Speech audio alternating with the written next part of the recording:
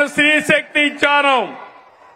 ఈ రోజు మీ అందరికీ హామీ ఇస్తున్నా, దసరా రోజున ఆటో డ్రైవర్లందరికీ వాహన మిత్ర కింద 15,000 రూపాయలు ఆర్థిక సహాయం చేస్తామని అనౌన్స్ చేస్తున్నాను. హ్యాపీనా? సంతోషమా అని అడుగుతున్నా. ఎన్నికల్లో చెప్పాం, ఎన్ని కష్టాలున్నా చేస్తాం. వాహన మిత్ర కింద సంవత్సరానికి ఆటో డ్రైవర్లకి 15,000 ఇస్తామని మీ అందరికీ హామీ ఇస్తున్నా. ఇది మంచి కార్యక్రమం అనుకుంటే గట్టిగా చప్పట్లు కూడా చెప్పండి, మంచి కార్యక్రమం అని.